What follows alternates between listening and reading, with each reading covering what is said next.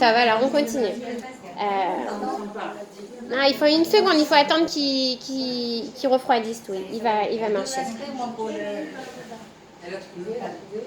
Alors, où on en est?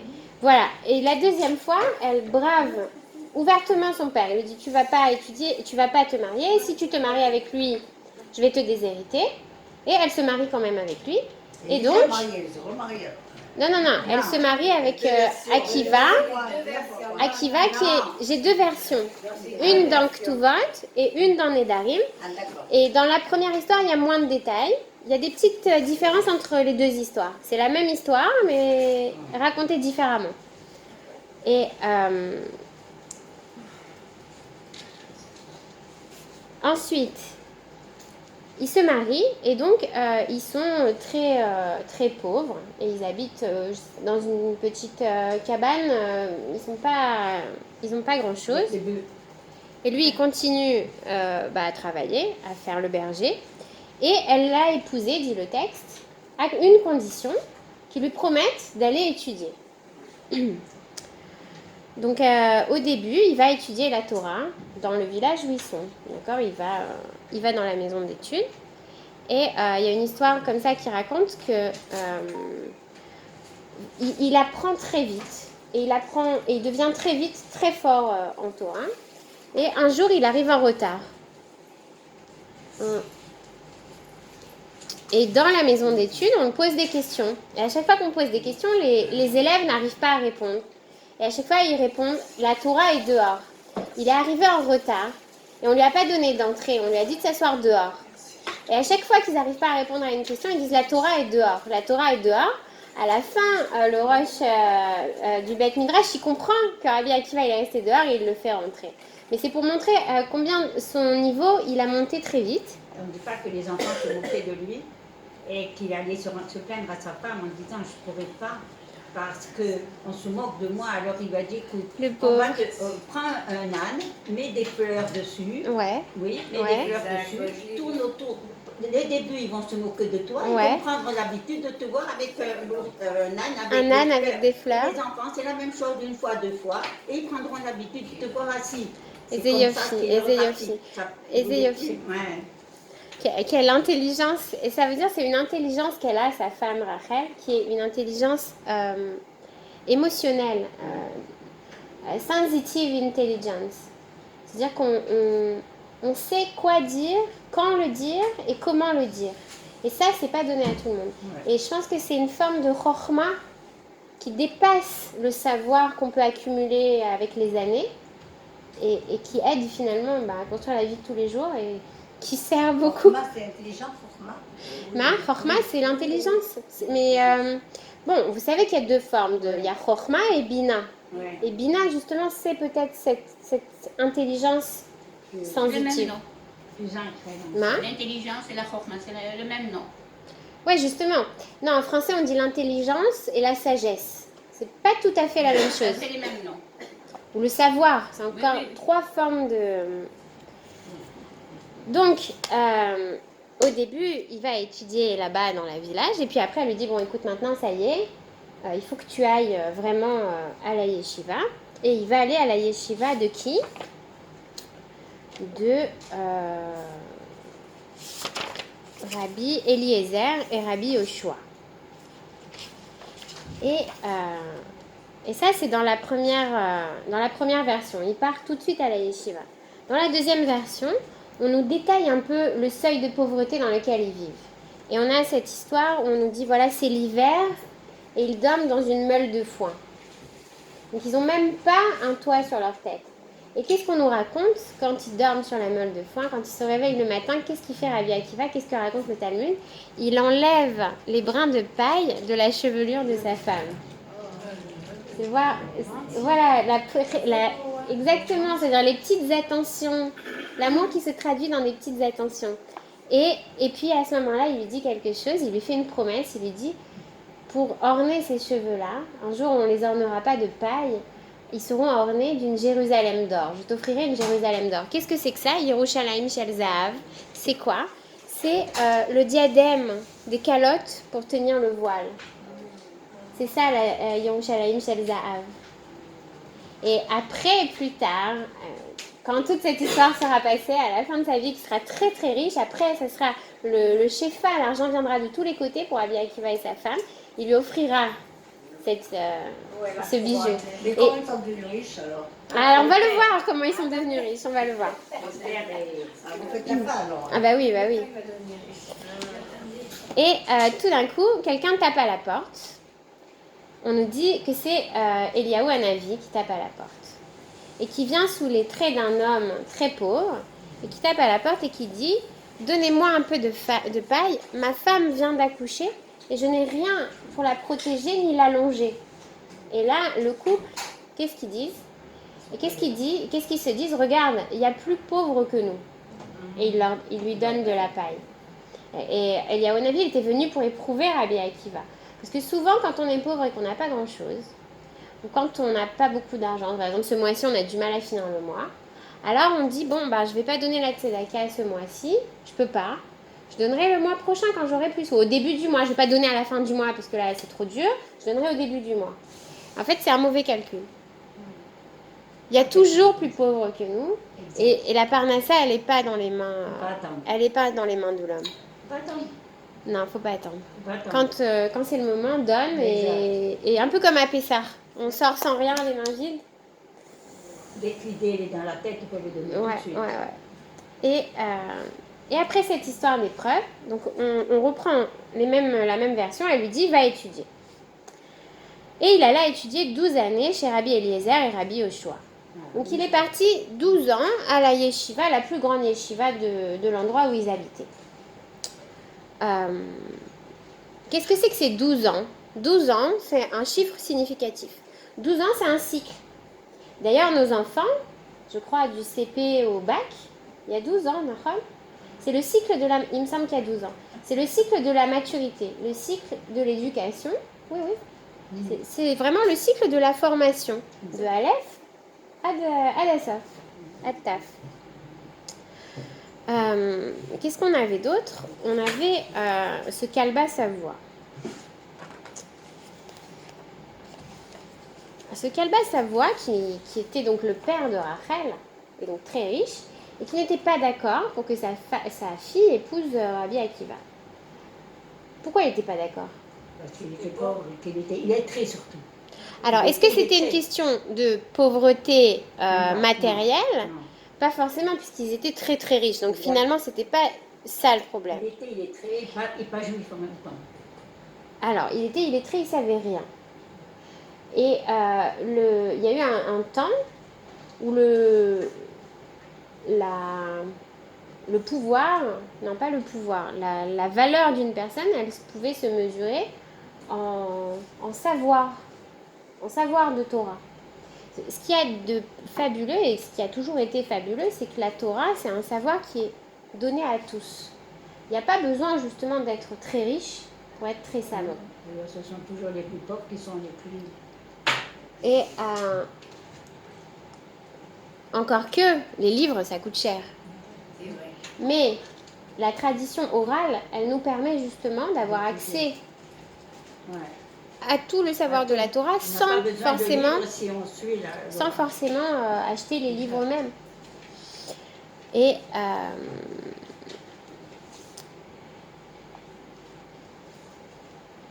Et aujourd'hui, est-ce que cette histoire, elle passerait?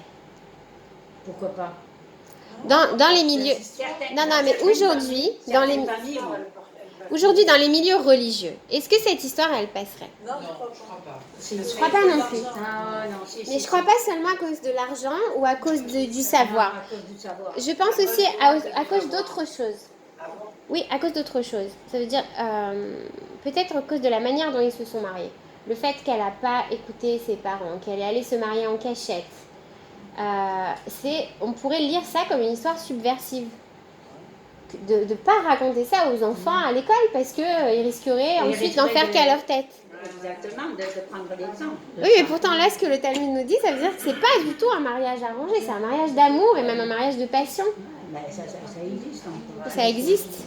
Mais donc le Talmud aussi. Donc on a vu dans la Torah que la Torah, elle mettait l'amour comme une condition importante pour qu'il y ait justement la communication dans le couple, mais aussi que les enfants ensuite grandissent de manière droite. Vous vous rappelez, on a vu dans les Tolédotes et les engendrements.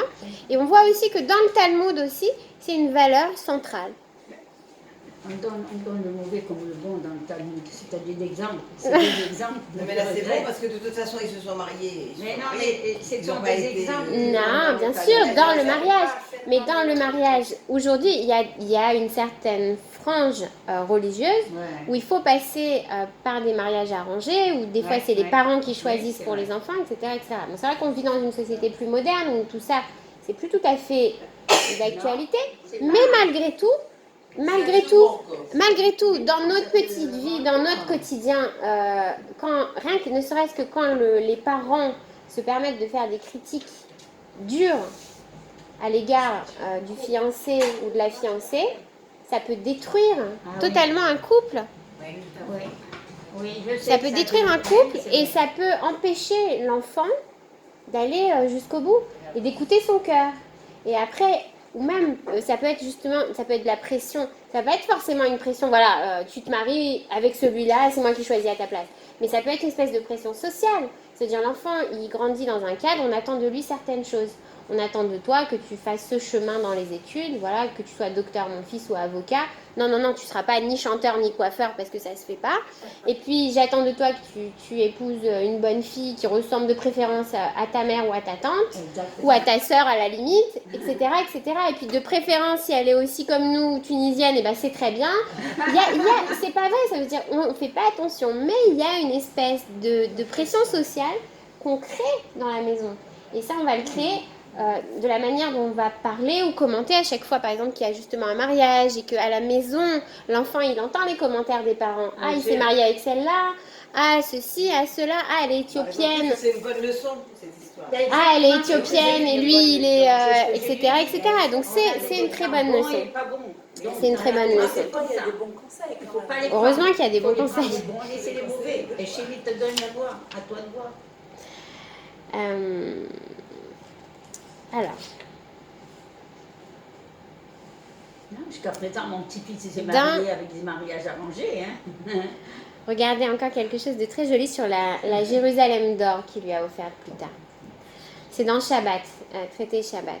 Rabbi Akiva offrit à sa femme une Jérusalem d'or, donc bien plus tard après quand il va devenir riche. Et la femme de Rabban Gamliel la vit et devint jalouse. Elle le dit à son mari. Elle est rentrée chez elle, elle a dit à son mari, alors, t'as vu Rabbi Akiva, ce qu'il a offert à sa femme, et moi? Qu'est-ce qu'il lui a répondu Rabban Gamliel? Aurais-tu fait pour moi ce qu'elle a fait pour lui? Elle a vendu ses tresses pour qu'il puisse étudier la Torah. Donc on a ici, il semblerait, une femme qui se sacrifie pour son mari, mais je ne parlerai pas de sacrifice ici, dans ce cas-là. On n'a pas l'impression qu'elle est dans la souffrance. Elle fait tout. D'abord, elle choisit donc contre même l'avis de ses parents. Elle sait ce qu'elle veut dans la vie. Et elle suit son cœur, elle suit ses intuitions. Elle a énormément de volonté, elle a énormément de force de caractère. Et puis, elle tient. Et jusqu'où elle tient? Donc, il est parti étudier 12 années. Après ces 12 années, il rentre chez lui.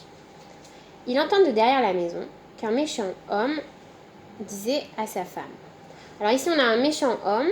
Dans la première version, on a un vieillard. D'accord? Dans la première version, on a 12 000 élèves.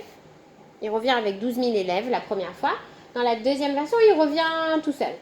D'accord? Ah oui, il revient tout seul, je crois, pour le mariage de sa fille. Ah bon? Oui, il remet, et c'est là. C'est là où il a tout là. C'est bien. Je connais l'histoire. C'est super, Madame Khalifa. Heureusement qu'elle est là. Ils ont eu des enfants tout le temps, Il a une fille. Ah, je vais vous raconter après une autre histoire justement qui reprend un peu le même Mivné mais qui est différent. Alors regardez. Et voilà ce qu'il entend. Donc dans la deuxième version, le méchant homme il dit à sa femme, ton père a bien fait. D'abord, il n'est pas de ton rang. Ensuite, il t'a laissé comme une veuve vivante toutes ces années. Une veuve vivante, alors justement, c'est pour ça que je voulais le texte en hébreu. Qu'est-ce que c'est en hébreu? Une veuve vivante, c'est Aguna. Qu'est-ce que c'est Aguna? C'est une femme que son mari a disparu. On ne sait pas, soit il n'est plus là, Soit il est parti, soit il est abandonné, soit il y a un doute, est-ce qu'il est mort ou pas mort. Mais elle n'est pas divorcée et elle ne peut pas se remarier, elle est aguna, elle n'a pas reçu le guet. Et elle est, le Talmud dit, comme une veuve vivante, comme une morte vivante. Ça veut dire qu'elle est coincée dans un espèce d'état qui est un non-état. Elle est mariée sans être mariée, elle est divorcée sans être divorcée, elle est seule sans être seule, elle est délaissée, abandonnée, vraiment. Et elle souffre, la aguna, elle souffre. Parce que il va y avoir tout un tas de cas différents. Ça veut dire, ça peut être le mari qui a disparu. Par exemple, pendant la Shoah, il y a eu des histoires comme ça. Les maris qui ont disparu. Ensuite, les femmes qui sont arrivées en Israël, qui ont pensé que c'était fini, qu'ils étaient morts dans les camps. C'était une histoire réelle alors. Là, c'est une histoire réelle. Qui se sont remariés. Ouais. Qui ont eu des enfants, et puis Tom, il est revenu. Et et tous, ils étaient mamzerim. Et oui, tous les enfants. Parce qu'elle a eu des enfants hors mariage, elle n'avait pas le droit de se remarier, parce qu'elle n'était pas divorcée. Et en fait, heureusement, à ce moment-là, on a trouvé, je ne sais pas si vous avez entendu, il y a 2 semaines, l'histoire d'une femme qui a été libérée de son mariage. Vous avez entendu l'histoire d'Odette Guez? Vous n'avez pas entendu? C'est un homme, ça faisait des années qu'il n'avait pas voulu donner le guet à sa femme. Et il était parti même du pays pour ne pas donner le guet, et il avait fait plusieurs pays pour s'échapper. Et on l'a fait pareil, on a essayé de le rappeler, etc. Et hors de portée. Et qu'est-ce qu'ont trouvé les rabbins? Comment ils ont fait finalement pour la libérer? Ils sont arrivés à la libérer. Ils ont annulé le mariage en trouvant un problème, un défaut chez les témoins. Ils ont l'ifsol, le edout. Ils ont annulé le témoin. Et ça fait qu'en fait, le mariage n'a pas eu lieu. Elle est célibataire. Et cette histoire vraie de la femme qui s'est remariée après la Shoah, et ben, ils ont fait pareil. Ils ont annulé le mariage. Et donc ensuite... Je crois qu'ils ont eu un décret là-dessus. Pour ils ont des gens. Alors, c'est une procédure qui est faisable, mais il ne faut pas trop la faire non plus, parce qu'après, on annule tous les mariages. Quoi. Non, mais il y a des conditions. Ça veut dire on peut pas... Et puis on peut pas l'ifsol les dîmes sur la base de rien. Ça veut dire qu'on a dû chercher pour savoir qui étaient les témoins et pourquoi ils n'étaient pas Raoui, la et doute, etc., etc. D'accord, vous savez. Il suffit qu'il soit pas chômeur Shabbat. Il suffit qu'il soit pas chômeur Shabbat, etc., etc. Donc c'est un exemple. Dur, ouais. Et donc elle est comme une aguna. C'est ce qu'il lui dit. Ça veut dire il lui met le doute, il lui sème le doute. Il lui dit mais en fait, ce que tu crois que ton mari il est parti étudier, ça fait 12 ans qu'il est parti, il n'est pas revenu. En fait, il est parti. Il t'a abandonné. Peut-être il a trouvé une autre femme, peut-être il s'est remarié. Et toi, tu restes là comme une veuve vivante. Tu crois encore, mais tu rêves. Et qu'est-ce qu'elle lui a répondu? S'il m'écoutait, il resterait encore 12 années supplémentaires. C'est là où il est. Lui, il était à la porte. On dit qu'il était à la porte. Alors, justement. Alors, regardez. Dans la deuxième version, il dit « Puisque tu m'en as donné la permission, j'y retourne. » Et dans la première version, il dit « C'est avec permission que je retourne étudier. » Quelle différence il y a entre Alors, quelle différence? Alors, justement, ça, je crois que c'est un chidouche du Rav Kahn. Il dit, dans la version habituelle qu'on a l'habitude d'entendre, on nous dit qu'il est à la porte, qu'il entend ce que sa femme dit et qu'il repart tout de suite étudier. Sans même rentrer, elle lui dire bonjour, sans la voir. Et le Rav Kahn, il disait, ça ne ressemble pas à Rabbi Akiva. Et ça ne le sert pas, alors qu'on veut montrer qu'ils endurent et que c'est dur. Ils sont dans l'amour l'un de l'autre. Et il dit au contraire, le Rav Kahn, il dit au contraire, on peut penser qu'il est rentré, qu'il a embrassé sa femme, qu'il l'a retrouvée, qu'il lui a dit j'ai entendu ce que tu disais, tu as raison, et je retourne. Et qu'à ce moment-là, au contraire, il est venu prendre encore des forces pour retourner encore 12 ans. C'est un peu comme Rabbi Shimon Bar Yochai, quand il sort de la caverne, et ensuite qu'il y retourne encore. Et il y a quelque chose qui provoque ce retour dans la caverne. Donc dans la première version, on peut penser qu'il est quand même rentré. Même dans la première version. Et c'est pour ça que ce permission, ça veut dire qu'il a reçu la permission de sa femme. Et il ne l'a pas fait de lui-même, et il ne l'a pas fait Begava. Et donc il retourna à la maison d'études.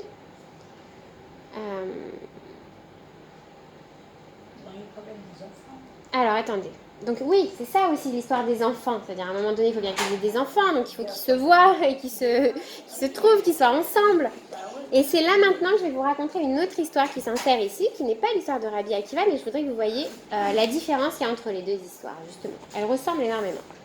C'est une histoire qui se trouve dans Ketuvot, aussi, au même endroit que la première version de Rabbi Akiva, juste avant, une page avant. Enfin, au début de la page, d'accord? L'histoire de Rabbi Akiva, elle est en bas de la page de Talmud, et là, elle est en haut de la page. Et regardez, on est la veille de Yom Kippour. Rav Rechoumé étudiait la Torah chez Rava à Mechosa. Il avait l'habitude de ne revenir chez sa femme que la veille de Yom Kippour. Comment il s'appelle, pardon? Rav Rechoumé. Rav Rechoumé. Il venait il retrouvait sa femme seulement la veille de Yom Kippour. Une année, il fut entièrement absorbé par son étude. Sa femme l'attendait. Elle se disait, il va arriver, il va arriver, il va arriver. Il n'arriva pas. Elle perdit espoir. Une larme tomba de ses yeux. Lui, il étudiait dans une tour. Au moment où la larme tomba au sol, la tour s'effondra. Il tomba et mourut. Alors, apparemment, on a dans nos deux histoires des femmes qui envoient leur mari étudier et qui sont prêtes, justement, comme on disait au début, à se sacrifier, à donner toute leur vie pour que leur homme étudie la Torah, devienne quelqu'un, etc. et s'effacer complètement. Mais qu'est-ce qu'on a ici? On a ici vraiment vous voyez deux couples vraiment inverses l'un de l'autre. On a Rabbi Akiva et Rachel, que quand il rentre, il fait exactement ce qu'elle lui a dit. Il est parti étudier 12 ans, après les 12 ans, il revient sans faute. Il revient et c'est seulement quand il a la permission de repartir qu'il repart, mais il revient. Et ici, Rav Rechoumé, il est dans son étude, et il est tellement plongé dans son étude qu'il en oublie que c'est Yom Kippour. Maintenant, autre chose, qu'est-ce que c'est que ce Yom Kippour? Qu'est-ce qu'il y a de spécial à Yom Kippour entre l'homme et la femme? La séparation, ça veut dire, il revient le seul jour, en plus, où l'homme et la femme, ils sont séparés. Ça veut dire, vraiment, c'est presque, on a l'impression, c'est cruel, presque cruel, cette histoire. Et en plus, ce jour-là, ce Yom Kippour-là, il oublie de rentrer à la maison. Et elle attend, elle est sûre qu'il va revenir.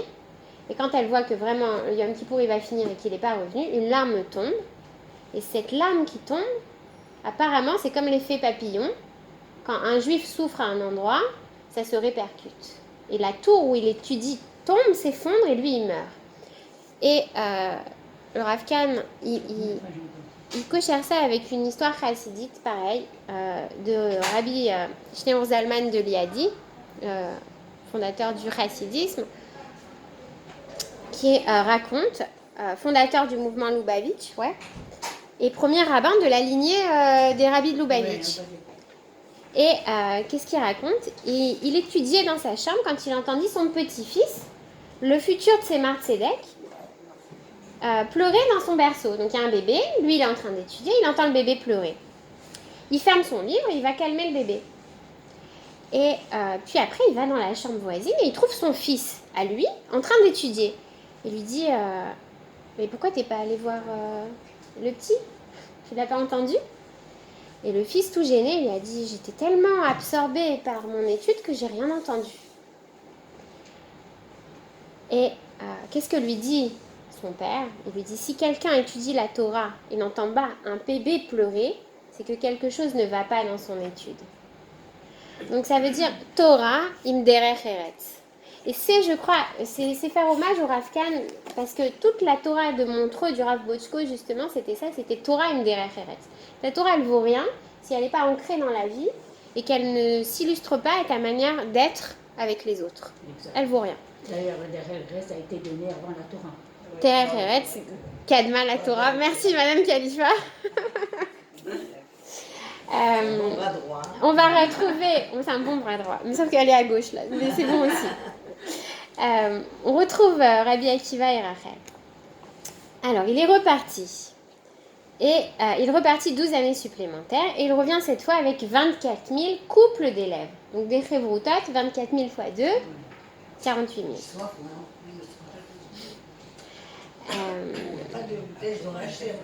Qui c'est qui peut lui apporter un verre à la dame? Merci.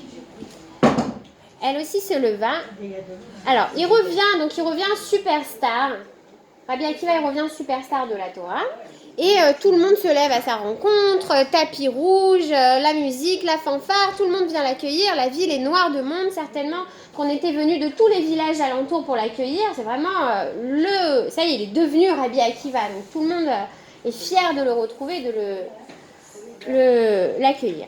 Et là, les deux versions nous racontent. Première version, les bedeaux. Deuxième version, les rabbins. Il y a autour de Rabbi Akiva comme une haie, comme ça, de garde du corps, c'est ça, qui font attention, qui s'approchent, qui trient finalement les personnes qui arrivent. Et quand ils voient la femme de Rabbi Akiva qui arrive toute dépenaillée, toute en haillons, alors ils disent, mais il la pousse, il la repousse. Et juste avant, qu'est-ce que vous vouliez sinon ? J'ai jamais entendu 24 000 coups aussi. Ah, parce que c'est dans la deuxième version. Dans la première... Alors c'est 24. Peut-être pour montrer que c'était des chevroutotes. Parce que c'est important sur la chevrouta et je pense que c'est important dans l'histoire de Rabbi Akiva avec sa femme. Parce qu'une chevrouta, c'est deux personnes, mais c'est une unité. Une chevrouta, c'est une unité. C'est un couple. Et je crois que c'est justement très important que ça soit présenté dans cette version comme ça. Parce que justement, c'est... Je veux dire, par rapport après aux morts des élèves, on n'a jamais entendu que 48 000 élèves. Voilà, c'est ça que je veux dire. Il y avait 24 000 élèves.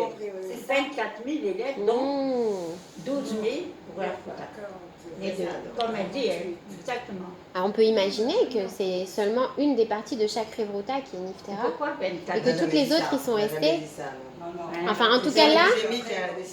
Mais là, c'est pas moi qui ai inventé, c'est ce qui est marqué Nédarim. Pourquoi 24 Vous avez raison de 000 élèves? demander. C'est une version. En général, on raconte la première version. En général, on raconte la version de Ktuvot. Alors attendez, où j'en étais ? Elle revient en haillons. Et juste avant ça, l'homme méchant de la deuxième version était venu la voir, à nouveau. Il lui avait dit, mais où vas-tu ? Et elle lui a répondu, le juste connaît l'âme de sa bête. L'âme de sa bête. L'âme de sa bête. Attendez, on va revenir là-dessus. Première version, c'est ses voisines. Ses voisines, quand elles entendent que Rabbi Akiva revient, et qu'elles voient qu'elle se prépare pour partir, elles lui disent, mais attends, tu vas y aller comme ça ? Écoute, puisque tu n'as rien, au moins, emprunte des vêtements, fais-toi belle, fais quelque chose. On te prête, peut-être même certainement qu'elles lui ont dit, viens, on te prête des choses et tout. Et qu'est-ce qu'elle a décidé ? Elle a décidé de rester telle qu'elle était. Et là aussi, peut-être ça montre quelque chose. Peut-être au contraire, elle voulait montrer à son mari qu'elle n'a pas profité qu'il n'était pas là, qu'elle n'a pas justement passé du temps à se faire belle et à penser à elle. Et qu'elle a... Non, ou peut-être aussi que ce dénuement, c'est une des valeurs qui comptent dans leur couple. Également dans l'étude de la Torah, certainement. Peut-être qu'il y a quelque chose qui passe dans ce message. Et ensuite, qu'est-ce qu'elle répond ? Elle répond, le juste connaît l'âme de sa bête. Alors en fait, c'est pas stam une phrase, c'est une phrase qui est tirée des Teilim. Et Rachel, qu'est-ce que c'est ? C'est la brebis. Et Rabbi Akiva, qu'est-ce qu'il est devenu ? Il est devenu un grand berger. Il est devenu un grand berger. Et c'est, dans Teilim, c'est ça, le juste connaît l'âme de sa bête. Ça veut dire, il sait exactement chacun à qui elle appartient. Mais ça montrerait quelque chose de la possession du Baal, ça veut dire vraiment le propriétaire, il y aurait un lien comme ça. Je préfère penser au lien qu'il y a entre Moshe Rabbeinu et le peuple. On nous dit de Moshe qu'il était le berger, donc plus un lien comme ça. David Ameller, donc, et puis c'est lui les Teilim, donc ce serait plutôt un lien d'amour. Un lien d'amour. Je ne peux pas m'empêcher de penser, parce qu'on parle de la bête et on parle de l'âne, alors je ne peux pas m'empêcher de penser à l'âne de Machiach, mais je pensais plutôt à l'âne de Balak, justement parce que quand elle parle, la tonne, qu'est-ce qu'elle dit ? Elle lui dit ça, elle lui parle, quand elle ouvre la bouche, quand Dieu lui la fait parler, elle dit des mots d'amour, elle lui dit, mais je suis ta fidèle bête, je t'ai servi toute ma vie, qu'est-ce que tu peux bien me reprocher ? Et comment tu peux même penser que je t'ai manqué de respect ou que je t'ai trompé ou que je t'ai trahi ? C'est des liens d'amour. Et quand la bête, elle parle, elle dit des mots d'amour à son maître. C'est fou d'ailleurs, c'est étonnant comment... Vous vous rappelez quand on avait fait la bouche de la tonne l'ânesse. Alors... Cette semaine, voilà. C'est ça, c'est pour ça, oui. Une seconde, on est allé un peu loin. Et donc, pour revenir à notre amie de la tour qui s'est effondrée là-bas à Rav Rechoumé, c'est vraiment l'inverse parce que Rechoumé, ça vient de Rahman, d'accord? Rahman, c'est le miséricordieux, c'est justement celui qui aime au-delà de tout. Et ce Rav qui a le nom de l'amour, il est insensible et froid aux personnes autour de lui. Contrairement à Rabbi Akiva et à Rachel qui ne vit pas ces années de solitude dans la souffrance et qui est fière finalement de ses haillons qu'elle a choisis. Et quand on choisit quelque chose, quand on décide d'un chemin sur la terre, peu importe les épreuves, peu importe les gens qui vont nous critiquer, peu importe ce qu'on va nous dire, peu importe, ou même on va nous dire mais c'est pas possible, techniquement pas possible, matériellement impossible, de quoi tu vas vivre, qu'est-ce que tu vas faire, tu veux suivre tes rêves mais c'est pas raisonnable, tu vas épouser ce mec-là mais pas du tout, il n'est pas fait pour toi. Il faut rêver, il faut toujours rêver, il faut voir grand. Et c'est en rêvant qu'on fait comme Moshe Rabbeinu, puisqu'on parle de Moshe Rabbeinu, qui regarde toute la terre d'Israël avant d'y rentrer. Et en la regardant, il l'ouvre au Bnei Israël. Et après, Abraham Avinu, il va faire la même chose. Il va marcher en Eretz Israël. Et c'est une mitzvah, leitaler ba'aretz, parce que c'est pas là qu'il a fait sur la terre d'Israël, il les a ouverts. Ça veut dire que chaque pas qu'on fait maintenant, ils sont plus faciles. Et les générations, c'est ça, les Toledot, on revient, on ouvre la voie. On se l'ouvre à nous, et on l'ouvre à nos enfants et à nos petits-enfants. Donc rêver, n'ayez pas peur de rêver. À chaque âge, à tout âge, toujours, il faut rêver et inventer cette vie et la suite. Mamash. Et puis, alors, donc on était à la bête et au Téhilim. Quand elle arriva à son niveau, elle se jeta à terre et embrassa ses pieds. Ses bedeaux la repoussèrent. Donc tous les grands sont entourés de gens qui prennent soin d'eux, ils arrivent en limousine, il y a les gardes du corps, etc. etc. Mais Rabbi Akiva, il repousse tout le monde. Et qu'est-ce qu'il leur dit? Il leur dit tout ce qui est à moi et à vous, c'est à elle. Et alors qu'est-ce qui est à eux? Qu'est-ce qui est à eux en réalité? La Torah, il ne parle pas de biens matériels, il leur dit tout ça, chaque seconde qu'on a étudié, chaque mot que vous pensez avoir maîtrisé, avoir obtenu après votre dur labeur sur une daf de Gemara, en réalité c'est zéro, tout le mérite il revient à elle, c'est à elle, c'est à elle. Et puis la roue tourne. La roue tourne parce que dans la deuxième version, Kalba Savoie, le père, à la fin, quand il voit évidemment que Rabbi Akiva il est devenu Rabbi Akiva, il se délie de son serment. Donc un éder, il avait fait un éder de déshériter sa fille. Et il annule son vœu et alors d'un coup il devient